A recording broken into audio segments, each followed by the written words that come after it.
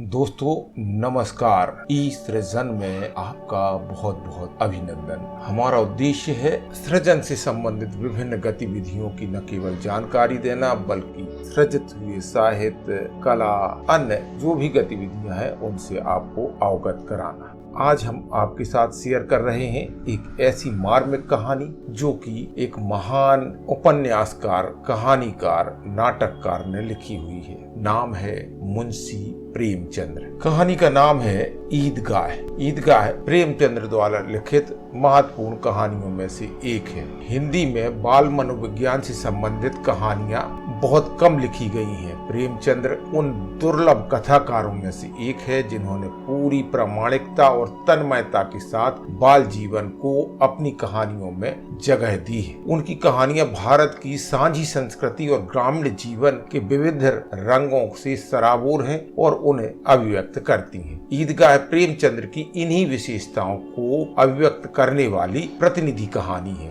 इस कहानी में ईद जैसे महत्वपूर्ण त्योहार को आधार बनाकर मुस्लिम जीवन का सुंदर चित्र प्रस्तुत किया गया है, जिसे लाखों लाख हिंदुओं ने भी पसंद किया है। इसका मूल पात्र है हामिद। हामिद का चरित्र हमें क्या बताता है, उसकी सोच और उसकी समझदारी, यह सब इस मार्मिक कहानी में आपको दिखाई देने वाला है। प्रेमचंद्र ने श्रम के सौंदर्य एवं महत्व को उद्घाटित किया है। चित्रात्मक भाषा की दृष्टि से यह कहानी बेहद अनूठी है और आपको निश्चित रूप से पसंद आएगी। अंत तक इस कहानी में बने रहिए। अगर यह कहानी बच्चे भी देख रहे हैं तो उन्हें बताना चाहेंगे कि ईद मुसलमानों का एक महत्वपूर्ण त्योहार है। ईदगाह वह स्थल है जहां पर मुस्लिम भाई ईद की नमाज पढ़ने जाते हैं और इसी स्थान को ईदगाह कहा जाता है। चलिए तो शुरू करते हैं। ईदगाह। रमजान के पूरे 30 रोजों के बाद ईद आई है। कितना मनोहर, कितना सुहावना प्रभात है। वृक्षों पर कुछ अजीब हरियाली है, खेतों में कुछ अजीब रौनक है, आसपास पर कुछ अजीब लालिमा है। आज का सूर्य देखा कितना प्यारा, कितना शीतल है, मानो संसार को ईद की बधाई दे रहा है। गांव में कितनी हलचलें हैं। बड़े बूढ़े और बच्चे ईदगाह के मेले में जाने की तैयारियां करने में जुटे हुए हैं। कोई अपने पुराने कपड़े सिल रहा है, किसी के कुर्ते में बटन नहीं है, पड़ोस के घर से सुई धागा लेने दौड़ा जा रहा है, तो कोई जल्दी जल्दी अपने घर और खेत का काम निपटा रहा है। ईदगाह का मेला गांव से 3 कोस की दूरी पर लगता है, जहां लोगों को पैदल ही चलकर जाना होता है। मेले से घर वापस आने में भी देर हो जाती है। ईदगाह में जाने को लेकर सबसे ज्यादा खुशी लड़कों में नजर आ रही है। भले ही किसी ने एक रोजा भी न रखा हो, लेकिन ईदगाह जाने की खुशी उनके चेहरों पर साफ है। पूरे महीने ये लड़के इस दिन का बेसब्री से इंतजार करते हैं। इन लड़कों को घर की परेशानियों से कोई वास्ता नहीं है। घर में सेवैयां बनाने के लिए दूध और शक्कर हो या ना हो, इन्हें तो बस सेवैयां चाहिए। उन्हें नहीं मालूम कि उनके अब्बू गांव के चौधरी कायम अली के घर भागते हुए जा रहे हैं ताकि उनके घर में आज ईद के दिन चूल्हा जल सके और वो अपने बच्चों को सेवैयां खिला सके। ये तो बस ईदगाह जाने की राह देख रहे हैं। दोस्तों, यह कहानी उस समय की है जब एक एक पैसे का भी काफी मूल्य हुआ करता था। एक तरफ बैठा महमूद अपने पैसे गिन रहा है, उसकी जेब से 12 पैसे निकले। महमूद के पास बैठे मोहसिन मियाँ भी अपने पैसे गिनने में लगे हुए हैं। 1, 2, 3, 8, 9, 15। मोहसिन खुशी से उछलकर पैसों को जेब में रखकर कहता है, इन्हीं अनगिनत पैसों से हम अनगिनत चीजें लाएंगे। मेले में ढेर सारे खिलौने, मिठाइयाँ और भी बहुत कुछ खरीद कर लाएंगे। गांव का गरीब बच्चा हामिद सबसे ज्यादा खुश है। हामिद 5 साल का एक दुबला पतला गरीब सूरत वाला लड़का है। हामिद के पिता पिछले ही साल हैजे से मर गए थे। उसकी माँ का शरीर भी पीला पड़ गया था, जिसके बाद वह भी इस दुनिया से चल बसी। गांव में यह किसी को नहीं पता था कि हामिद की अम्मी के शरीर का रंग पीला क्यों हुआ था। परिवार के नाम पर हामिद के पास एक बूढ़ी दादी थी जिसका नाम था अमीना। अमीना ने हामिद को बताया था उसके अब्बा बहुत सारे पैसे कमाने गए हैं और उसकी अम्मी अल्लाह के घर उसके लिए अच्छे अच्छे खिलौने लेने गई है। यह सब सोचकर और दादी की ऐसी बातें सुनकर हामिद बड़ा खुश रहता था। वह कहता जब उसके अब्बू और अम्मी वापस आएंगे तो ढेर सारे पैसों और खिलौनों से वह मोहसिन, नूरे, सम्मी को चिढ़ाया करेगा। अपनी गरीबी से हामिद और अमीना दोनों ही वाकिफ थे। हामिद के पास एक भी जोड़ी जूते नहीं थे, उसके पास सिर्फ एक पुरानी और गंदी टोपी थी। यह सब सोचकर बूढ़ी अमीना अपनी कोठरी में बैठी रो रही थी कि आज ईद के दिन भी उसके घर में खाने के लिए कुछ नहीं है। बस ईद के दिन को कोस रही थी कि जब उसे ऐसे ही अंधेरे में रहना है तो ईद आती ही क्यों है। तभी कोठरी में हामिद आता है और दादी से कहता है तुम डरो मत, मैं मेले से सबसे पहले आ जाऊंगा। बूढ़ी अमीना परेशान थी कि गांव के सभी बच्चे अपने खालिद के साथ मेले जा रहे हैं। वह हामिद को अकेले गांव से इतना दूर कैसे भेजे। कहीं वह मेले की भीड़ में खो गया तो वह क्या करेगी। उसके पास जूते भी नहीं है, 3 कोस कैसे चलेगा, पैरों में छाले पड़ जाएंगे। उसी दिन अमीना ने गांव के फहीमन के कपड़े सिले थे, बदले में उसे 8 आने पैसे मिले थे, जिसमें से उसने 3 आने हामिद को मेले घूमने और मिठाई खाने के लिए दे दिए और बाकी के 5 आने उसने पर्स में रख लिए ताकि ईद के दिन अगर घर धोबन, नाइन और चुड़ीहारन आए तो उन्हें सेवैया खिला सके। कुछ ही देर बाद गांव का एक दल सज धज कर मेले की तरफ निकल पड़ा। मेले के रास्ते में जाते हुए बड़ी बड़ी इमारतें, बगीचे, कॉलेज, क्लब सब दिखने लगे। बच्चों के बीच फुसफुस होने लगी कि क्लब में तरह तरह के खेल होते हैं। यहाँ बड़े बड़े आदमी और मैडम बैट से खेलती हैं। महमूद, अगर हमारी अम्मी बैट पकड़ ले तो अल्लाह कसम उसके हाथ कांपने लगेंगे। मोहसिन, 100 किलो आटा एक बार में पीस डालती हैं, रोज सैकड़ों घड़े पानी भरती हैं। इतना करने वाली के हाथ कैसे कांपेंगे। किसी अंग्रेज मैम को बोलो 1 घड़ा पानी भरने के लिए तो उसकी आंखों के सामने अंधेरा छा जाएगा। महमूद, लेकिन हमारी अम्मी दौड़ या उछल कूद तो नहीं कर सकती हैं। मोहसिन, हाँ, उछल कूद नहीं कर सकती, लेकिन गाय पकड़ने के लिए उनसे तेज तो मैं भी नहीं दौड़ सकता हूँ। आगे उन्हें हलवाइयों की दुकान मिली। मोहसिन ने कहा अब्बा ने बताया था कि रात को जिन्न आते हैं जो दुकानों पर बची हुई सारी मिठाइयाँ खरीद ले जाते हैं और बदले में रुपये पैसे भी देते हैं। हामिद को मोहसिन की बात पर यकीन न आया। उसने पूछा जिन्न को रुपये कहाँ से मिलते होंगे। मोहसिन ने बताया जिन्न के पास खुद के खजाने हैं, उन्हें भला पैसे रुपयों की क्या कमी होगी। तभी हामिद ने पूछा क्या जिन्न बहुत बड़े होते हैं।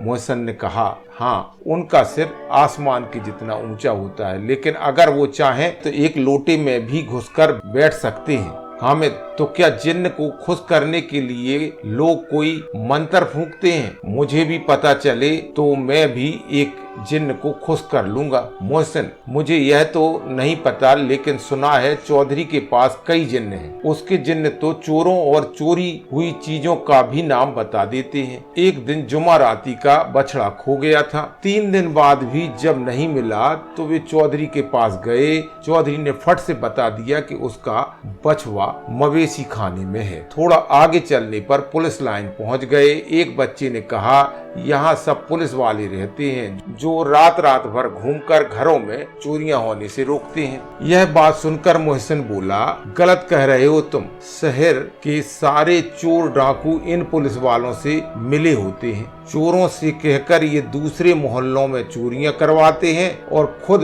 किसी दूसरे मोहल्ले में पहरा देते हैं। मेरे मामा खुद एक पुलिस वाले हैं। महीने में उनको 20 रुपये तनख्वाह मिलती है, लेकिन घर पर वो 50 रुपये देते हैं। मैंने उनसे पूछा भी था कि इतने रुपये कहाँ से आते हैं, तो उन्होंने कहा कि अल्लाह देते हैं। वो चाहें तो एक दिन में लाखों भी कमा सकते हैं, लेकिन फिर बदनामी ना हो इसलिए इतना ही लेते हैं। इतने में हामिद बोला, अगर ये लोग खुद चोरी करवाते हैं तो फिर इन्हें कोई पकड़ता क्यों नहीं है? मोहसिन, अरे इन्हें कौन पकड़ सकता है, क्योंकि पकड़ने का काम तो इनका खुद का ही है, लेकिन अल्लाह भी इन्हें सजा देने में पीछे नहीं रहता। मेरे मामा के घर में कुछ ही दिनों में आग लग गई, उनका सारा पैसा व सामान जलकर खाक हो गया। हामिद, क्या 150 से ज्यादा होते हैं? मोहसिन, 50 तो एक थैली जितना होता है, जबकि 100 तो 2 थैलियों से भी ज्यादा होता है। अब आगे उन्हें ईदगाह जा रहे लोगों की दूसरी टोलियां मिलने लगी। थोड़ी देर में ईदगाह भी नजर आ गई, जहां पहुंचकर सबने एक इमली के पेड़ के नीचे नमाज पढ़ी।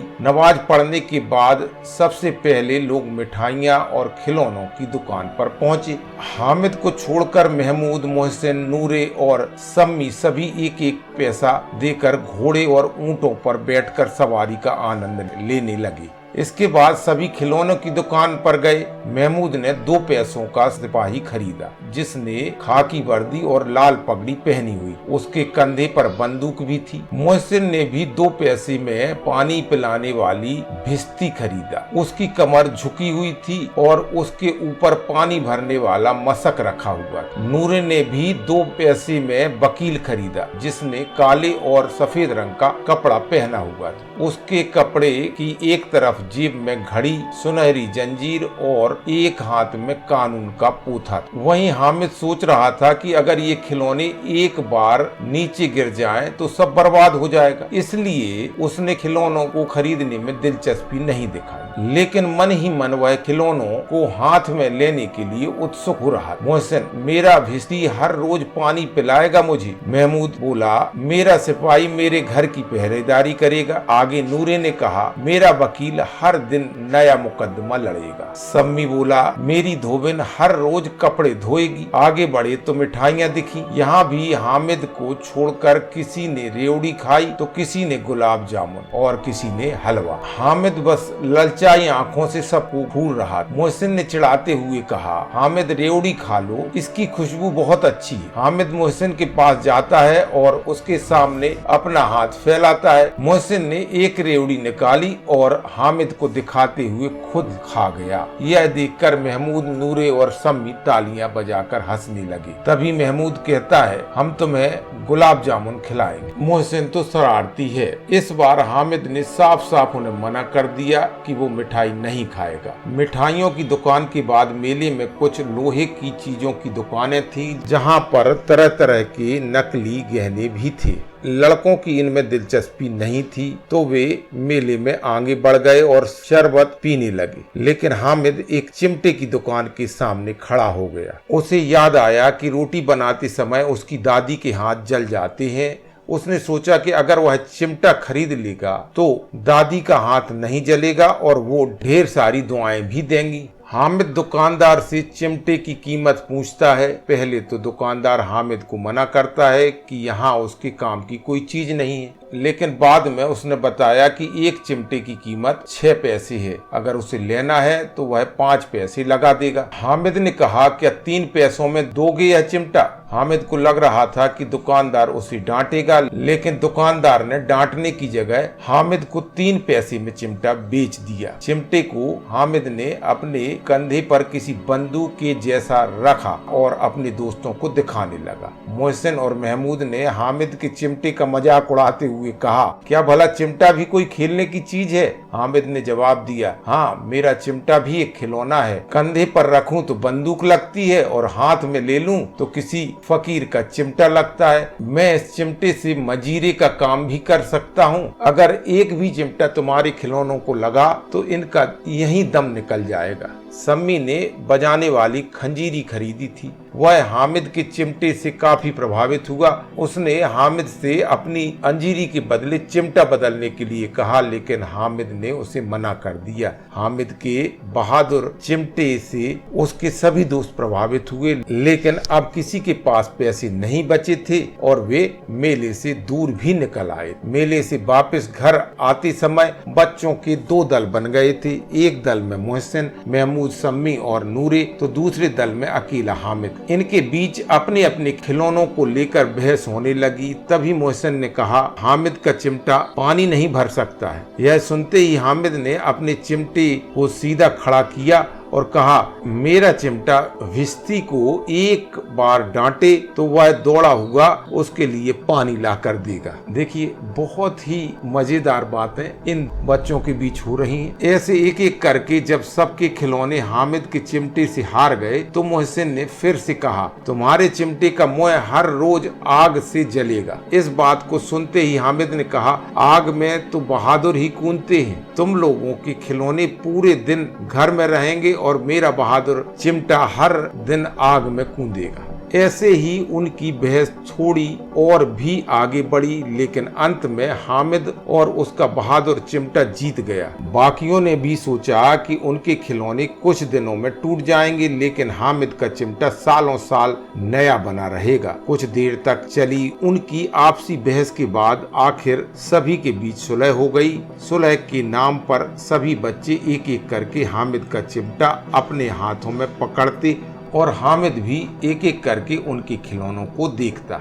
हामिद ने सारे खिलौने देखने के बाद कहा, मैं तुम लोगों को बस चिढ़ा रहा था। भला कोई चिमटा कैसे किसी खिलौने की बराबरी कर सकता है। ये खिलौने बड़ी सुंदर हैं। ऐसा लगता है कि बस अभी के अभी ये सारे बात करने लगेंगे। हामिद की बात सुनकर मोहसिन ने कहा, लेकिन ये खिलौने देखने के बाद कोई हमें दुआ नहीं देगा। इतने में महमूद मियाँ बोल पड़े, दुआ छोड़ो भाई, ये मिट्टी के खिलौने देखकर कहीं अम्मी जान हमें मारने न लगे। अपने दोस्तों की बात सुनकर हामिद मन ही मन काफी खुश हो रहा था। उसे यकीन था कि उसका चिमटा देखकर उसकी दादी बहुत खुश होंगी और दुआएं देंगी। थोड़ा आगे जाने पर महमूद को भूख लगी तो उसने खाने के लिए अपने अब्बा से केले लिए। इस बार उसने हामिद को भी केला खाने के लिए दिया। ये केला हामिद को उसके चिमटे की वजह से मिला था। दिन के 11 बजते बजते मेले का पूरा दल गांव वापस आ गया था। मोहसिन जैसे ही घर पहुंचा, उसकी छोटी बहन ने उसके हाथ से विस्ती को छीन लिया। तभी उसकी बहन के हाथ से विस्ती जमीन पर गिरा और उसके टुकड़े टुकड़े हो गए। इसके बाद दोनों भाई बहन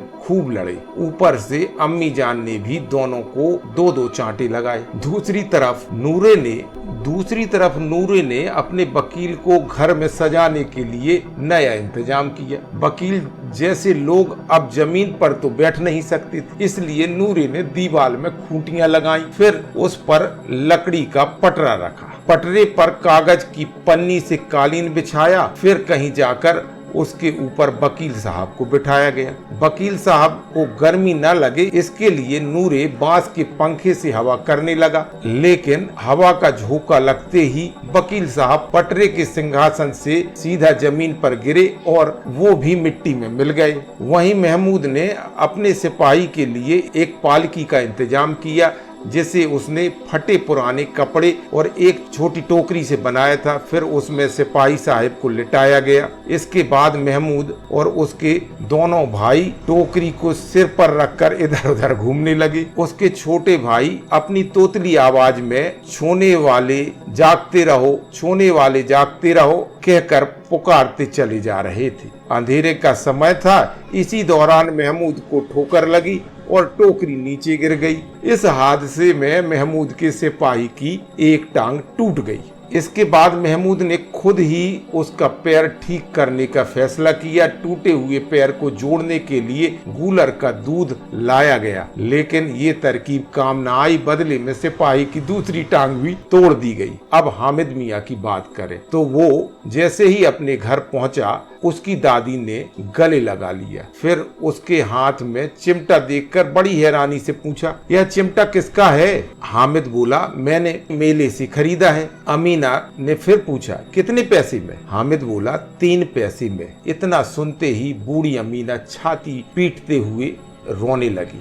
हामिद को कोसने लगी कि कितना बेवकूफ लड़का है ये, दिन भर कुछ खाया पिया नहीं और मेले में जाकर सारे पैसों से ये चिमटा खरीद कर लाया है। फिर उसने हामिद से गुस्से में पूछा, मेले में कोई और चीज नहीं थी क्या जो तू लोहे का चिमटा लेकर आया है? हामिद ने उदास मन से कहा, रोटियां बनाते हुए तुम्हारी उंगलियां जल जाती थी, इसलिए मैंने यह चिमटा खरीद लिया। हामिद की बात सुनकर बूढ़ी अमीना एकदम चुप हो गई। उसके पास छोटे नादान बच्चे को कहने के लिए कोई शब्द नहीं थे। वो बस हामिद के त्याग और प्यार की भावना देखकर हैरान थी। मन ही मन सोच रही थी, मेले में न जाने कितने खिलौने रहे होंगे, हजार रंग बिरंगी मिठाइयाँ होंगी, फिर भी इस बच्चे ने अपने बारे में न सोचकर अपनी बूढ़ी दादी का ख्याल किया। वो अब बस अपना दामन फैलाकर रो रही थी, हामिद के लिए दुआएं दिए जा रही थी। हामिद बस बूढ़ी दादी की आंखों से गिरते हुए आंसुओं को देखे जा रहा था।